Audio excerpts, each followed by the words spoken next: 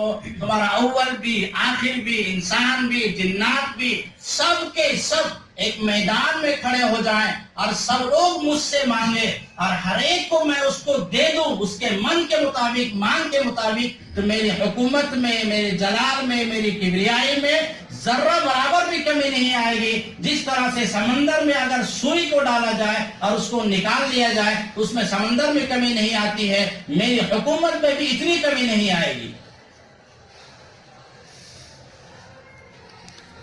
دوسری حدیث پاک، رسول اللہ صلی اللہ علیہ وسلم کے پاس ایک شخص آیا، انہوں نے کہا ما شاء اللہ و شاء محمد، اللہ جو چاہے اور محمد جو چاہے وہی ہوگا۔ حضور نے فرمایا اجعلتنی ندا، کیا تو نے مجھے اللہ کا شریک بنا دیا؟ لا تقولوا ما شاء اللہ و شاء محمد، یہ مت کہو کہ اللہ جو چاہے گا محمد جو چاہے گا وہ ہوگا، بل قولوا ما شاء اللہ، بلکہ صرف یہ کہو کہ جو اللہ چاہے گا وہی ہوگا، اللہ کے ساتھ مجھے شریک مت ٹھہراؤ۔ جتنے بھی انبیاء علیہم السلام ہیں، اللہ تعالیٰ نے ان سے معجزات کا ظہور کیا، بہت سارے خرق عادت چیزیں، انبیاء کے ہاتھ سے خلاف عادت کسی چیز کا ظہور ہو جو عام طور پہ عقلاً چیزیں نہیں ہوتی ہیں اسے معجزہ کہتے ہیں، اور انبیاء کے ماننے والوں کے ہاتھ سے اگر اس کا ظہور ہو تو اس کو کرامت بولتے ہیں۔ ان چیزوں کو دیکھ کر کے لوگوں نے سمجھ لیا کہ ان کو اختیار دے دیا گیا، جیسے اللہ کے نبی علیہ السلام نے کنکری کو پھینکا، جتنے کفار سے سب کے آنکھوں میں وہ دھول چلی گئی، اس سے لوگوں نے چاہا تھا کہ دیکھیے حضور نے چاہا تو کر دیا۔ اللہ فرماتے وما رمیت اذ رمیت ولکن اللہ رما، آپ نے نہیں پھینکا جو آپ نے پھینکا، وما رمیت اذ رمیت، آپ نے نہیں پھینکا جو آپ نے پھینکا، ولکن اللہ رما، لیکن اللہ ہی نے پھینکا۔ یہ قرآن پاک میں اللہ نے کہا۔ اب سمجھ سکتے ہیں معجزہ جو ظاہر ہوتا ہے وہ صرف انبیاء کے ہاتھ پہ ظاہر ہوتا ہے، لیکن کرنے والا خدا ہوتا ہے، اس کا فاعل نبی نہیں ہے، اس کا فاعل اللہ ہے، اللہ نے اس کام کو کیا ہے، اور نبی کے اختیار میں بھی نہیں ہوتا ہے کہ جب چاہے معجزات کو ظاہر کر دے۔ یہ جو چاند ٹکڑے ہوا تو وہ باذن اللہ ہوا، اللہ نے کیا، نبی علیہ السلام کے ہاتھ پہ ظہور ہوا، لیکن کرنے والا خدا ہے۔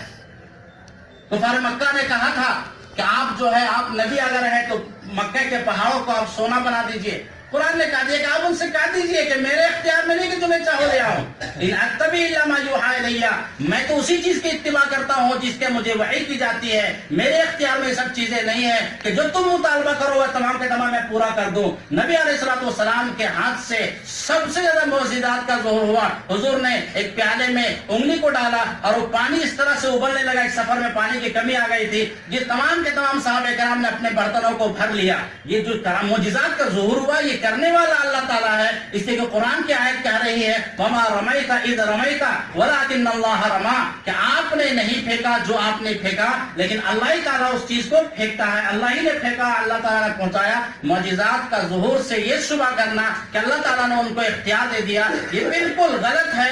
اللہ تعالیٰ کی حکومت میں کوئی بھی شریک نہیں ہے، مخلوق پورے کے پورے مل کر کے بھی اللہ تعالیٰ کے ذرہ برابر کسی کام میں اللہ تعالیٰ خود کہتے ہیں لا یسأل عما یفعل وهم یسألون، اللہ تعالیٰ کو کوئی پوچھنے والا جو نہیں ہے جو اللہ کرتا ہے، وهم یسألون، اور لوگوں سے پوچھا جائے گا۔ فلنسألن الذین ارسل الیہم، اللہ فرماتے ہیں کہ ہم ضرور پوچھیں گے ان لوگوں سے جن کو نبی بنا کر بھیجا گیا۔ اب ایک سوال یہ ہے کہ اگر نبی علیہ السلام کو مختار کل بنا دیا گیا تھا، پھر نبی علیہ السلام یا انبیاء علیہ السلام کو کل قیامت میں اللہ کیوں پوچھیں گے کہ آپ نے پہنچایا تھا یا نہیں پہنچایا تھا، آپ کو جو میں نے تبلیغ کا حکم دیا تھا وہ آپ نے کیوں پہنچایا یا نہیں پہنچایا؟ اگر یہ مختار کل ہوتے تو مختار کل کا مطلب ہوتا ہے کام کرے تو ٹھیک ہے نہ کرے تو ٹھیک ہے، ان کے اختیار میں ہے۔ نبی علیہ السلام کے چچا ابو طالب جو حضور کے انتہائی قریبی چچا تھے، انتہائی قریبی چچا تھے، حضور علیہ السلام نے ان کے مرنے کے ٹائم کہا کہ چچا آپ میرے کان میں ایک مرتبہ کہہ دیجئے لا الہ الا اللہ محمد رسول اللہ۔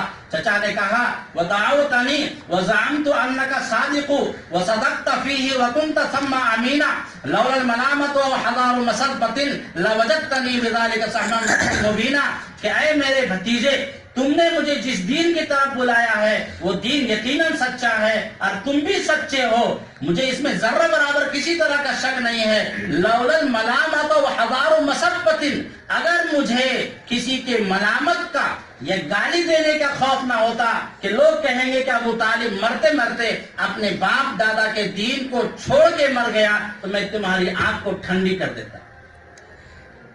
ایمان نہیں لائے۔ اگر مختار کل تھے نبی علیہ السلام، ان کے ہاتھ میں چابی تھی، جس کو چاہے ایمان کی توفیق دے دے، جس کو چاہے جہنم میں داخل کر دے، جس کو چاہے جنت میں داخل کر دے، تو اب سوال یہ کہ اپنے چچا کو تو ایمان کے مسلمان بنا لیتے۔ نبی علیہ السلام کو تکلیف ہوئی بہت زیادہ۔ اللہ نے کہا انک لا تہدی من احببت ولکن اللہ یہدی من یشاء، اے نبی آپ جس کو چاہے ہدایت نہیں دے سکتے ہیں، اللہ جس کو چاہتا ہے ہدایت دیتا ہے۔ بے شک۔ انک لا تہدی من احببت ولکن اللہ یہدی من یشاء، جس کو اللہ چاہتا ہے ہدایت دیتا ہے۔ یہ بے شمار قرآن پاک کی جب ہم تلاوت کریں گے، ہم ترجمہ قرآن کو کم سے کم جو اردو جاننے والے ہیں یا انگریزی جانتے ہیں یا کوئی اور زبان جانتے ہیں، ہر زبان میں قرآن پاک کا ترجمہ آ گیا ہے۔ 500 آیتیں ایسی ہیں جس میں مسائل کو بیان کیا گیا ہے، اس کو آپ اگر سمجھ میں نہیں آتا ہے علماء سے آپ رجوع کریں۔ 500 کے علاوہ جتنے قرآن پاک کی آیتیں ہیں وہ عام فہم میں توحید کو، رسالت کو، نبوت کو اور اللہ تعالیٰ کی کبریائی کو، جلال کو، ان چیزوں کو بیان کرتا ہے۔ آپ قرآن کو پڑھ کے دیکھیں کہ تمام کے تمام عقیدے آپ کو معلوم ہوگا کہ پتہ نہیں کس دشمن نے اسلام میں اس کو داخل کر دیا۔ اسلام تو اسی مٹانے کے لیے آیا تھا، اسی چیز کو ختم کرنے کے لیے آیا تھا۔ جن لوگوں نے بتوں کی پوجا کی، آج ہم اکابرین بزرگان دین کی ان کی پوجا ہی باضابطہ طور پہ کر رہے ہیں، باضابطہ اشعار لوگ گا رہے ہیں۔ لوگ کہتے ہیں کہ شاہ عبد القادر جیلانی سب کچھ کرنے والے ہیں اور معین الدین چشتی سب کچھ کرنے والے ہیں، بیٹا دینا بیٹی دینا ان کے اختیار میں ہے۔ اللہ فرماتے ہیں یہب اناثا وذکورا، اللہ جس کو چاہتا ہے اولاد دیتا ہے، مذکر دیتا ہے، مؤنث دیتا ہے۔ نبی کے اختیار میں کچھ بھی نہیں ہے۔ حضرت عائشہ صدیقہ رضی اللہ تعالی عنہا 9 سال تک نبی علیہ السلام کے پاس رہی، اولاد نہیں ہوئی۔ ایک مرتبہ عائشہ نے ایک بچے کو گود میں لیا اور کہا کہ حضور کتنا اچھا لگ رہا ہے۔ نبی علیہ السلام سمجھ گئے کہ عائشہ کیا کہنا چاہ رہی ہے۔ ہر عورت کی تمنا ہوتی ہے ماں کا بننا۔ نبی علیہ السلام نے فرمایا عائشہ یہب اناثا وذکورا، اللہ جس کو چاہتا ہے اولاد دیتا ہے، مذکر اور مؤنث جو بھی اللہ کے اختیار میں ہے، میرے اختیار میں نہیں۔ جب نبی کے اختیار میں نہیں ہے تو 600 سال بعد جو شخص پیدا ہوا جو نیک آدمی تھا اس کے اختیار میں کہاں سے ہو جائے گا؟ سمجھ میں آنے والی بات ہے۔ نبی علیہ السلام ایک منافقوں کا سردار عبداللہ ابن ابی ابن سلول منافقوں کا سردار تھا، وہ سب کچھ جانتا تھا، سب کچھ جان ساتھ میں حضور کے رہا کرتا تھا، بڑی تکلیفیں پہنچایا کرتا تھا اور اللہ نے بتا بھی دیا تھا یہ منافق ہے۔ جب اس کا انتقال ہوا تو ان کے بیٹے عبداللہ جو صادق الایمان بڑے نیک ایمان والے تھے وہ آئے کہ اللہ کے نبی میرے ابا کا انتقال ہو گیا ہے، آپ کپڑا کرتا دے دیجئے، ہو سکتا ہے کہ اللہ میں ان کی مغفرت کر دے۔ حضور کی شفقت رحمت اللہ عالمین کی بنا پر نبی علیہ السلام نے اپنا کرتا دے دیا۔ عمر فاروق نے کہا کہ اللہ کے نبی آپ نہ دیجئے، لیکن حضور نے ان کو دے دیا۔ اور اتنا ہی نہیں کہ حضور جنازے کی نماز پڑھا دیجیے، حضور چلے گئے، عمر فاروق منع کرتے رہے حضور آپ نہ پڑھائیں نماز، لیکن نبی علیہ السلام نے شفقت کی بنا پر ہو سکتا ہے کہ اللہ معاف کر دے، اتنا شفقت تھا۔ اس ٹائم کو حکم نازل نہیں ہوا تھا کہ منافق کی نماز پڑھانا ہے نہیں پڑھانا ہے۔ نبی علیہ السلام نے اور خود عمر فاروق جب نبی پڑھا رہے تو عمر فاروق تو پڑھوے کریں گے، صحابہ کرام تو پڑھیں گے، نماز انہوں نے پڑھ دی، آیت نازل ہو گئی لا تصلی علی احد، آئندہ کسی بھی منافق کی نماز آپ ہرگز نہ پڑھائیں۔ سوال یہ کہ اگر اختیار مختار کل تھے، اگر مختار کل تھے تو مختار کل کو پھر اللہ کیوں منع کریں گے؟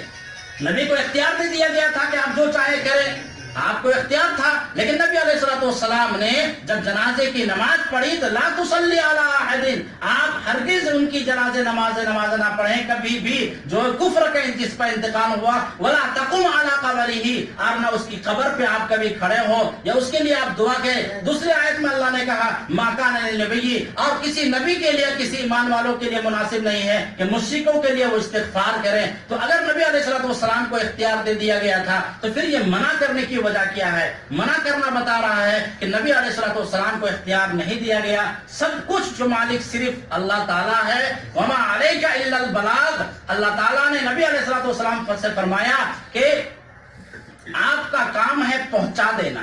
وما علیک الا البلاغ لعلک باخع نفسک علی آثارہم ان لم یؤمنوا بہذا الحدیث اسفا۔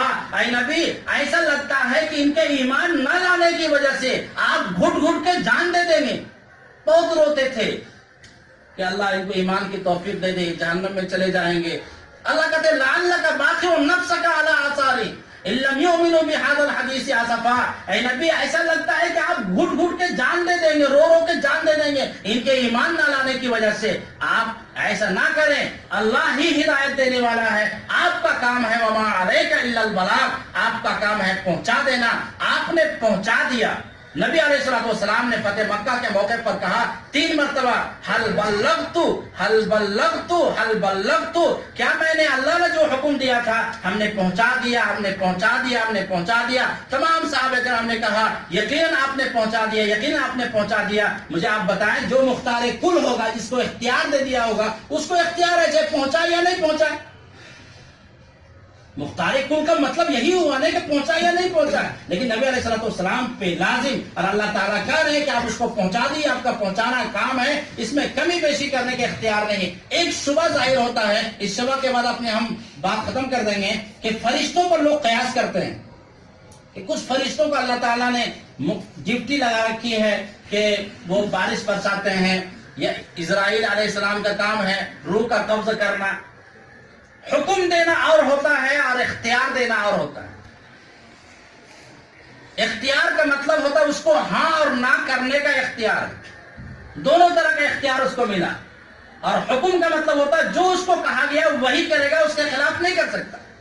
فرشتوں کو جو اللہ نے حکم دیا ہے کہ فلاں کام کرو تو وہی وہ کر سکتے ہیں، اس کے خلاف ان کے کرنے کا اس کی قدرت ہی نہیں، وہ کر ہی نہیں سکتے ہیں۔ لا یعصون ما امرہم، جو اللہ نے ان کو حکم دیا ہے اس کے خلاف وہ ہرگز نہیں کر سکتے۔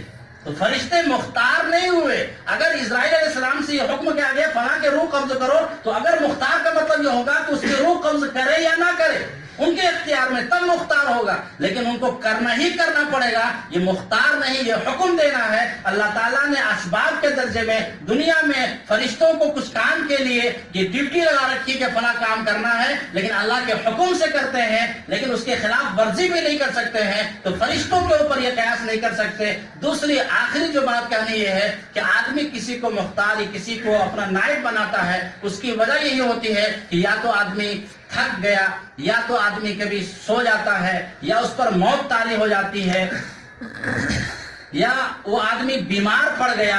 اس دنیاوی اعتبار سے جو بادشاہ وغیرہ ہیں تو اپنا نائب بناتا ہے، اس کی وجہ کیا؟ کبھی وہ بیمار پڑ جاتا ہے، کبھی وہ چھٹی پہ چلا گیا، اس کو تمام باتیں معلوم نہیں ہو پاتی ہیں، تو لوگوں کو بٹھا رکھا ہے کہ بھائی میرا کام فلاں کر دیا کرنا، نائبین کو بٹھا رکھا ہے، اپنا نائب بناتا ہے۔ اللہ تعالیٰ کو نہ نیند آتی ہے، نہ اللہ پر موت طاری ہوگی، نہ اللہ تھکتا ہے، نہ اللہ چھٹی پہ جاتا ہے، تو اللہ تعالیٰ کو ضرورت کیا ہے کسی کو نائب بنانے کے لیے؟ اللہ تو اللہ ہے، اللہ احد ہے، ذات کے اعتبار سے بھی، صفات کے اعتبار سے بھی۔ لہذا یہی عقیدہ رکھنا اہل سنت والجماعت اور صحابہ کرام کا عقیدہ تھا کہ اللہ تعالیٰ یہ ہر اعتبار سے احد ہے۔ اللہ تعالیٰ کی ذرہ برابر احدیت میں اور اللہ تعالیٰ کی ایکتا میں کسی کو شریک ماننا یہ شرک ہے، اور شرک کی کبھی بھی مغفرت نہیں ہوتی۔ لاکھ نمازیں پڑھ لے، لیکن اگر کوئی شرکی عقیدہ رکھتا ہے تو اسے مسلمان ہرگز نہیں کہا جائے گا۔ وآخر دعوانا ان الحمدللہ رب العالمین۔ دعا کر لیجیے۔ اللہم صلی علی محمد وعلی